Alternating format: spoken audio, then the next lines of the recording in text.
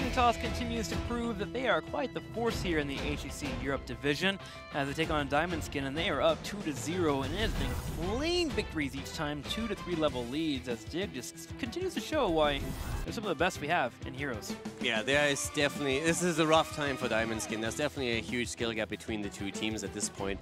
Very clean play from Dignitas.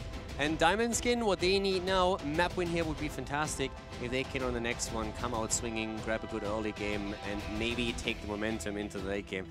That's what they really need to do here. I feel they really need to establish a lead early on, because so far late game Dignitas is just looking insanely strong. And if you give Dignitas the early game, you will never even get that fair fight that you want. Well, it's time to find out which battleground we're going to for game number 3. Will Diamond Skin choose the map? They do. They pick Cursed Hollow, our first view of the battleground here in Europe, as we did not get it last week. Exactly. First time Cursed Hollow. First time that we have a map that was the standard map for Euro. And Diamond Skin is willing to pick that against Dignitas. So what could they have in store, knowing these players? Maybe Illidan with the Hunt? Split pushing available here? Yeah, I mean, Illidan is definitely someone that you can throw in. He doesn't have the priority anymore that he had in the past, but he still can be played in the right composition. It gives you a bit of a pseudo-global. We have Darkmok, of course, also in the team, which would make that possible for them. But yeah, Cursed Hollow overall is just going to be interesting right now, because it has a couple of heroes that can rise in priority again. Tyrael, Falstad, Globals overall, Abathur immediately being banned out. That's by now not any more typical for Curse alone, but something that we see a lot more often. But yeah, definitely interesting. Zarya even, Explosion Zone, a little bit more down on the tier list when it comes to controlling boss, but things that can definitely come out and worry your opponent about moving in for a boss call. Soak, important on this battleground, globals as well. When you get that wave clear coming in from the tribute grabbing and the curse coming out, you're going to be able to soak all 3 lanes while simultaneously putting pressure on your opponent and try to put them as far behind as possible. Will Diamond Skin have a composition in mind that kind of shocks us? They take their sweet time for the first ban. Yeah. Bit curious, to be honest. Maybe they expected Dignitas to aim for Abathur as one of their early picks and didn't really expect the ban here, because it seems a bit odd that if you pick Cursed as your map, you need this much time for your ban, or they simply just sit there and already plan out the rest of their strategy and try to wait it out, because that's not really... I mean, banning out Genji is not really something where it surprises you too much. He has been consistently banned. What? Today. I'm shocked. So yeah, so it's a bit weird that they used up this much time. I feel they really already discussed the next spot, just talking about a couple of eventualities. What could be the first pick for Dignitas?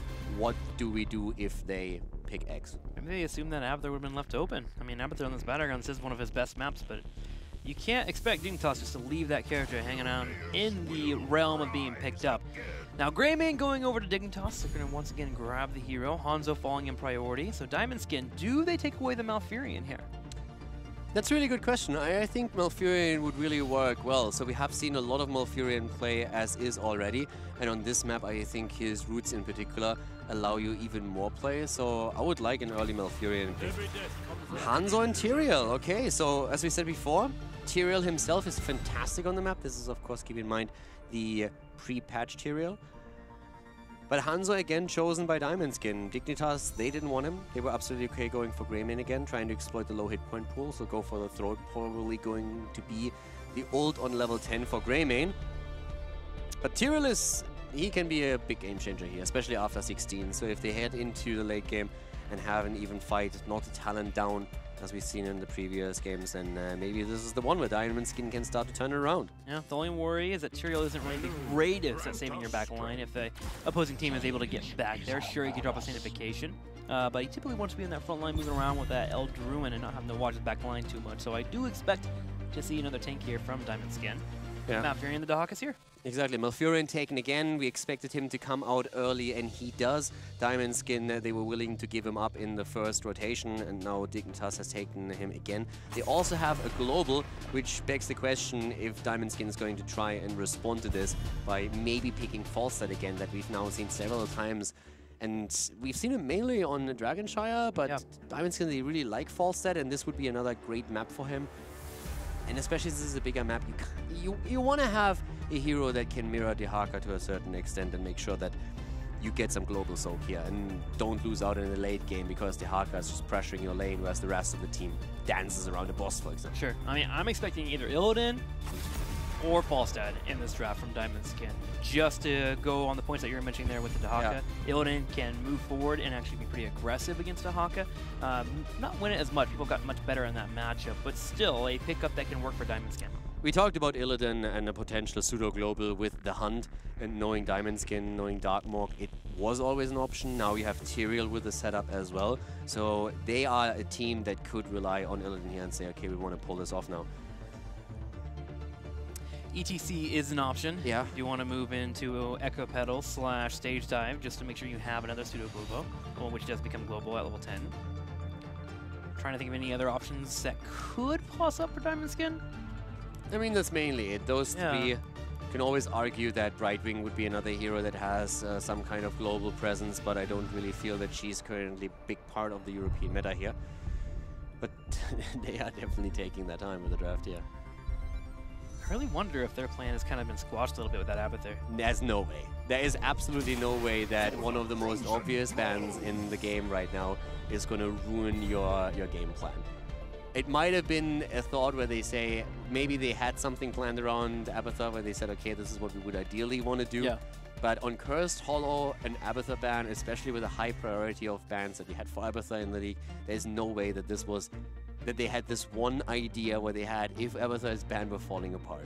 So I think this is them just like talking through eventualities and thinking about, okay, what's going to be our, what do we pick last, what do we pick now?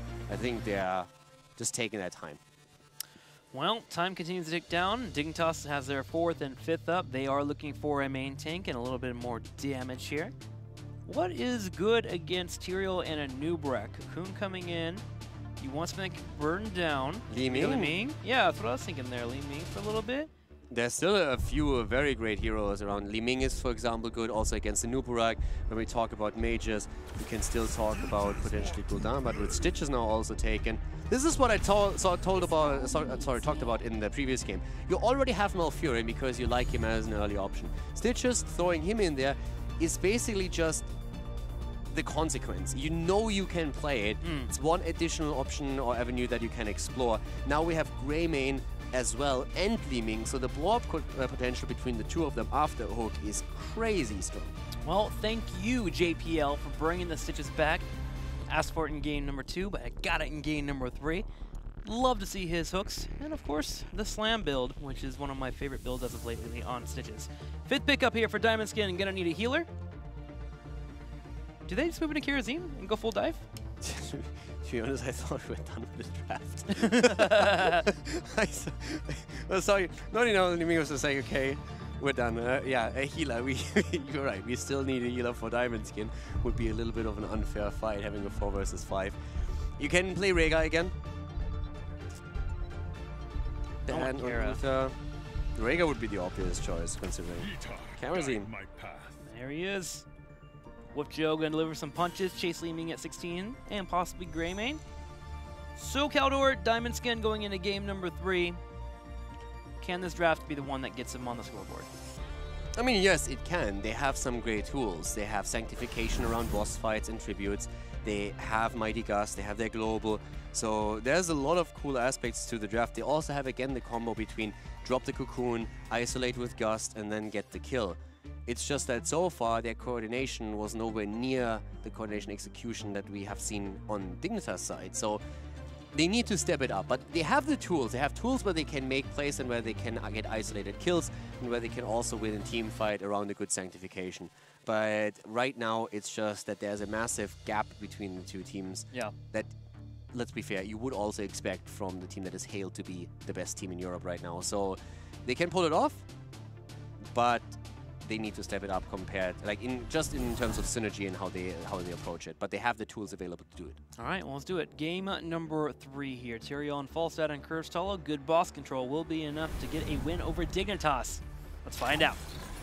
Game number 3 and potentially the last game in our best of 5 series between Dignitas and Diamond Skin, as we see Poik on Liming, Snitch on Greymane, Wooby on Dehaka, JPL on Stitches, and Azalea on Malfurion again.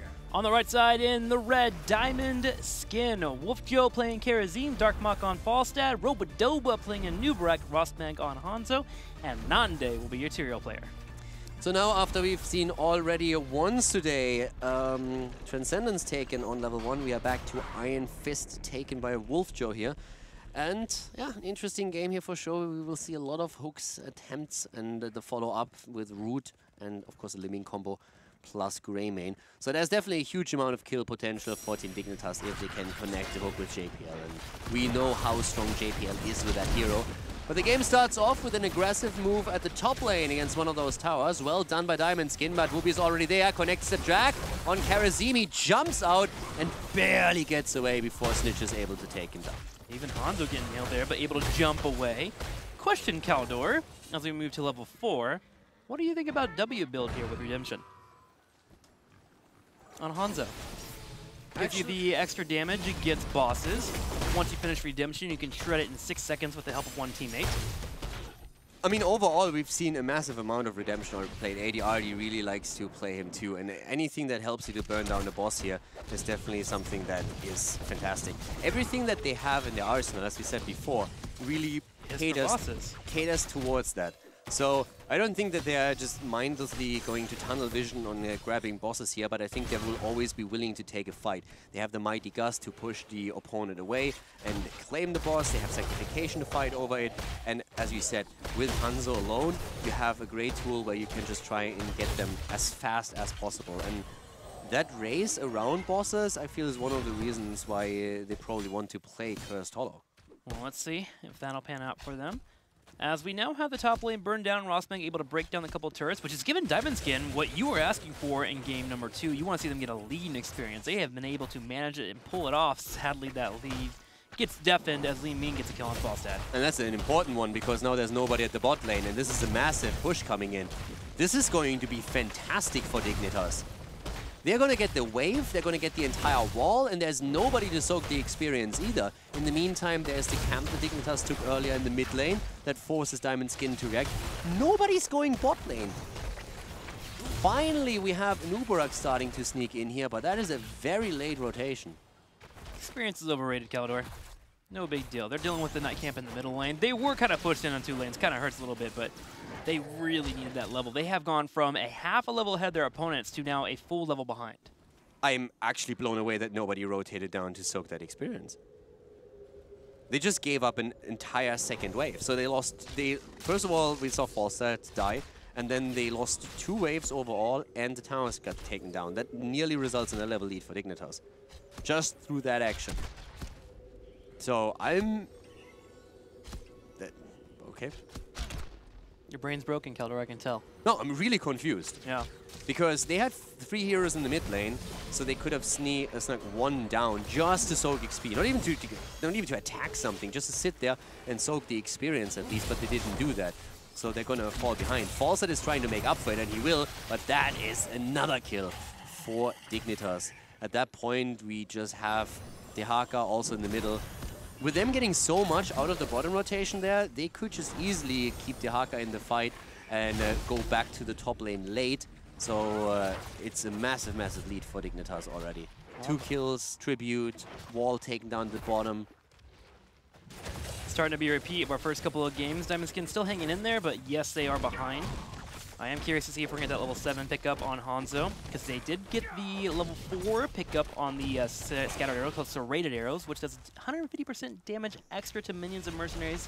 So you're able to camp pretty well.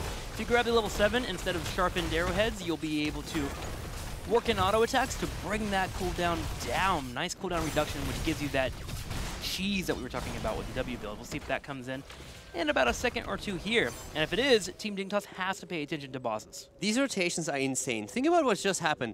We just saw Dignitas move with 5 man into the mid lane, take down the wall, and they didn't lose any experience because They pushed out the lanes first, and they did it at a point in time when Karazim was doing a camp, when they had vision of their opponents, and once they had the wall, they just immediately moved their Haka down to the bot lane. They moved someone else, Greyman in this case, to the top lane, where the wave just pushed into fort range. So they are just collecting experience on every lane and still group up as 4, as 5 to take down walls.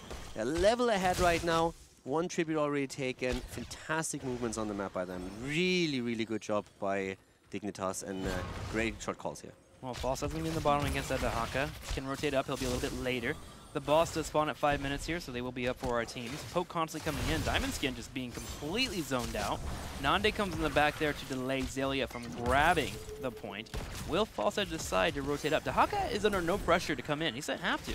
Yeah, he doesn't have to come in at all, and the poking is working in favor of Dignitas right now. JPL also doesn't hook. Just look how he holds the cooldown, and that is pretty awesome for him, because Diamond Skin is constantly under the impression that the hook can come any moment. Finally, this is an opportunity. He misses out on it. But him holding the hook this long, because it's a long cooldown. So right now, holding it back just puts more fear into Diamond Skin, and they eventually give it up. Also because experience-wise, Dignitas is running away even faster and towards level 10 of all things. So rough times for Diamond Skin ahead here. They need their 10s and they need the fight. And I feel that once the 10 hits, Dignitas is going to start taking bosses. Yeah, they will. They're positioned on their opponent's boss too. A little fight here in the middle. JPL is the target. Stitch comes around. The Night Camp will help out in this fight, but 10 connects. And Dignitas is ready to fight. They are even pushing in. There goes the hook. Nande will be able to get out thanks to Eldruin.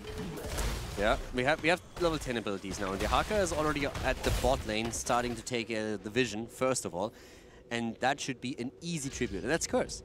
That's a Curse right at the beginning of the game, and there's still half level until Diamond Skin is finally going to hit their own heroic abilities, so we can see boss plays stacked up with that too. This is the only issue with you going this build on Hanzo.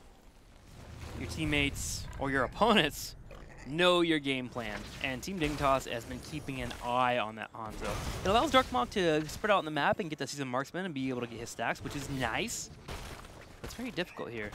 I mean, they split heroes on every single lane, so they take the waves down as fast as they can. Oftentimes, one of the problems that you have is that you miss out on minion XP. Yeah. Because you start to group up when you hit the Curse, and in the meantime, your own minions take down the opponent's minions, as they only have 1 hit point, quite easily. So that's experience that you lose because you're not on the lane.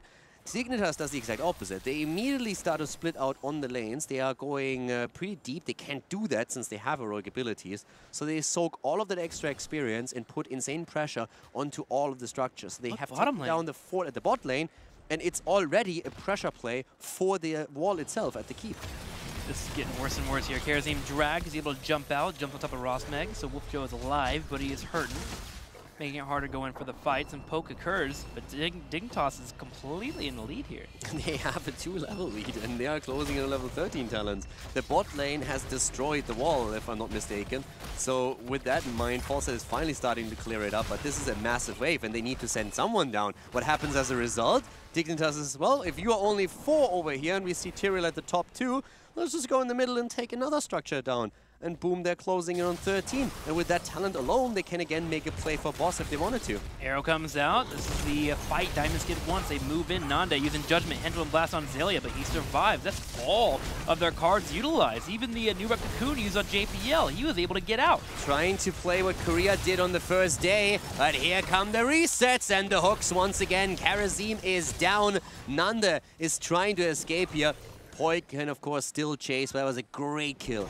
The arrow was really cool. The Hanzo arrow was really good, but the follow-up wasn't there fast enough. Judgment by Tyrael and then the Hinterland Blast on the side of Falstad. So we have that combo that we saw from Korea on day 1 being executed here, but so far to no avail. Dignitas Flare spammed on the ground as Poi gets the kill. The delayed one against Tyrael. And the boss call coming in here. Falstad could still, no, could not seal it. He already used Gust, of course. Well, he has Hinterland Blast. Seconds. Couldn't even seal it. No stink. Exactly. A new bracket's taken out. Big sounds coming in. JPL goes for the hook, tanking the boss there, but it will not matter. 2 burned out. It's one of those. I have that thing with one other hero where I always think he has 2 ults. Every single time I see an ETC stage dive into the backline, I'm like, mosh! Oh, wait a second. Wait a minute. Every time, I don't know why. My brain is wired the wrong way, I think. But every single time I see that, I always think he has still a mosh pit available that he can drop for some reason. And with this as well, I've seen the Hinterland Blast, I talked about it, and then when I see the boss being taken, I was like, there could be a gust. And then, wait. And the only issue, too, with the not hesitation or the Mighty Gust is now Dignitas has no fear of going for bosses. With them having a 3-level lead, they can fight around bosses and take some damage here and there and force their opponent to come into an engage. Now, I really would like to know, because I can totally see that the Hinterland Blast Judgment composition is something where they just said, guys, we are again 2.5 levels behind. We need to somehow get kills. They don't... Let's just try and blow them up.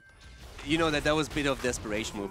I'm not sure. This might have been the game plan all along, but it seems to be a bit weird that on a map like Cursed Hollow, you would forego Sanctification and Mighty Gust, considering that you have an Anubarak with Cocoon, so you give up on the Cocoon Gust combo, and you give up of the control that you have around bosses. So it feels that that might have been a thing where it was a spur of the moment thing, and they are paying dearly right now. Anubarak down, no Cocoon, no nothing, just gets hooked and has no chance of escape. The keep falls 10, 11 minutes into the game, and this is a boss walking towards score in a 4 versus 5. My. Make that a 3 versus 5. This is gonna be it. Dignitas is walking away with a quick 3-0 here as they make short work of, or quick work of Team Diamond Skin. Dignitas comes out today and shows why they are believed to be #1 in the region, getting a 3-0 over their opponent's Diamond Skin. Dignitas is now 2-0 in the standings here in HGC. That was short. Yeah. That might have been one of the shortest best of... I don't have the exact game times, but I could totally see that being one of the shortest best of 5s that we had so far in HGC. It felt pretty clean. It felt pretty That fast was there. incredible play by Dignitas, clean every step of the way, and a couple of good approaches by Diamond Skin coming in with an idea but not working out for them, and just showing that Diamond Skin still has a long way to go before they can rival Dignitas here, but it's very impressive to see how clean Dignitas plays. Yeah, Dignitas obviously wanting to go watch the Maiev spotlight a little bit more here, so they finish out their games as quick as possible so Snitch can start studying and getting ready to play that hero for us in a few weeks whenever she comes on to release and of course comes over to the HGC. But Dignitas continues to show the trend of why they are so strong, continue to be clean as you mentioned, and this is a team though we're going to have to watch out for the next coming weeks. I actually am wondering, can Fnatic be a team that competes with them right now? It's a good question, and we have very... Overall, Dignitas seems to still be the favorite, but we also have very little data where we can compare. For example, both of them have not played against the same teams yet. We saw Dignitas will go up against Method soon, and then we have a bit of a comparison here. But right now, we just do not know enough yet. But Dignitas looks insanely strong. That's no talking about it. I mean, these guys are absolutely on point. The synergy is there. Individual play is completely stellar. Question is, can some team... They haven't lost a map yet, so can some team come in and maybe start dropping a few maps? And also what happens when Dignitas starts losing a few maps, when there's more pressure on them, because so far they've always been the one that initiate, they've always been the one that, you know, lead and have the advantage. I mean, look at Team Liquid last year, remember? They had an amazing win rate, and then the first couple of losses started to crumble. Dignitas right now is on top of the world, and we have this guy to thank for it. Dignitas Snitches is going to be joining us on camera today. Snitches, welcome to the show. Congratulations on your victory today. Pretty clean 3-0 for you guys. Yeah, I think we're very happy with how today's set went. It was just super clean. I think we were very macro focused today. I think we definitely came in respecting Diamond Skin. We didn't want to be the team to throw away wins for no reason or anything. So we just came in and played confident and played our best. I mean, it's kind of early in the season already. We've seen a lot of the teams already, though. Everyone's at least played one match so far. Do you guys still feel like your team is the #1 here in HGC? I think we're definitely confident that we're at least the strongest contender for #1, if nothing else. Like, I think we respect a lot of the other top 3 or top 4 even a lot. Like, between Liquid, Fnatic, and Method, I would say it's very close in skill level. Like, any of those teams can kind of take anyone. I don't, you know, what each day. I think each team could win. You know, that's what I mean. But yeah, I think we definitely do feel like we're the strongest team with the best roster, at least for now. Awesome. Over to Caldor. First of all, congratulations. Looked extremely clean today. Very well played. But I have one question. Now, you guys have played 2 series. You are 6-0, you haven't won a single map, and you played extremely well. Are you afraid that at some point you might become a bit complacent? Is that something that you guys talk about, that right now it feels too easy, and that could be becoming an issue? Or is that not a concern at all? I think a sign of a good team is being able to separate yourself from your wins and losses. I think as players, we have a lot of experience. Like, all of us have played for a very long time, except Poik, I guess. But he has a lot of veterans around him. I think we've spent a long time in the scene. So I think we're very used to not getting complacent when we win. I think, like I said, we already came in respecting Diamond Skin. We weren't going to be the team that, just fell apart randomly. We're not going to be like Fnatic last year who lost to playing ducks, We don't want to be that sort of team, I think.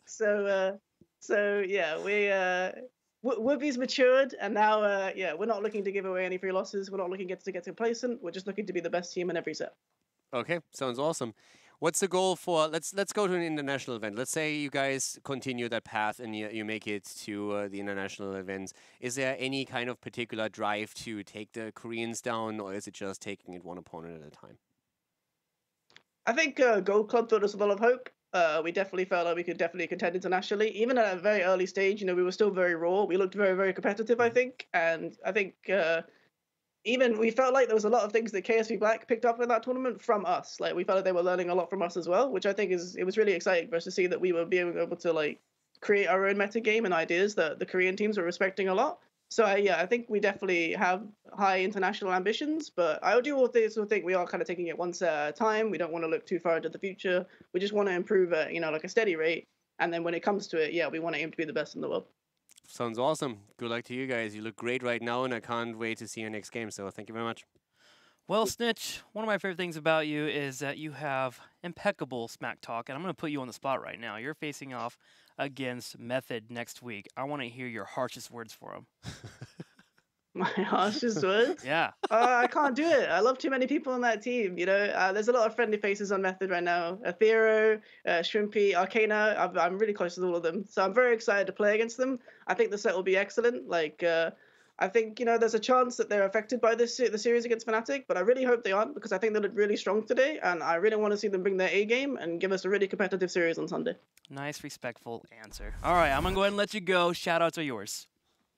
Shout-outs to my team. Caldo asked me for some hair tips. I started to put together a guide. I've got this opening step for you. It's grow some hair. So let me know how that goes. But shout out to Team Dignitas and our sponsors. Shout out to my team who played great today. Make sure to tune in on Sunday for our set against Method. Step 1, grow some hair. What a boss. Big win here from Dignitas and Snitch. Congratulations to them as they get a 3-0 over Diamond Skin. And you got some tips from Snitch, man. That's great. I forgot to ask the question. What question?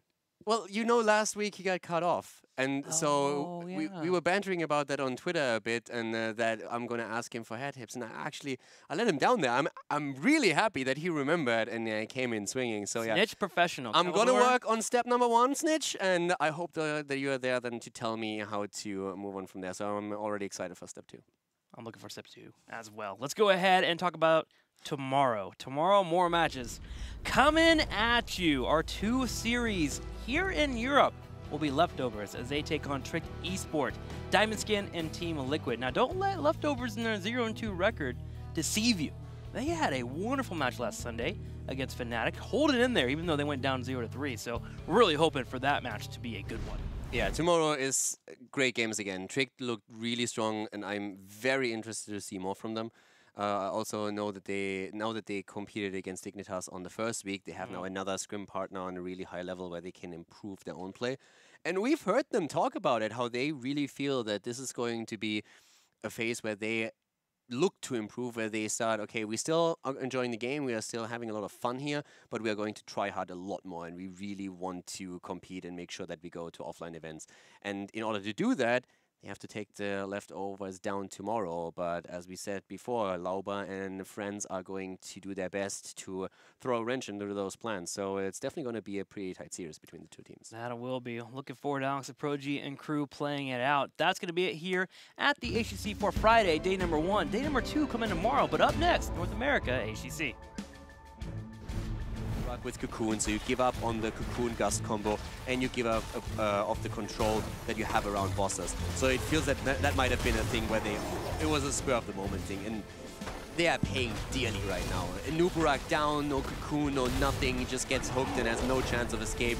The keep falls 10, 11 minutes into the game, and this is a boss walking towards Koi in a 4 versus 5. My. Make that a 3 Oh versus 5.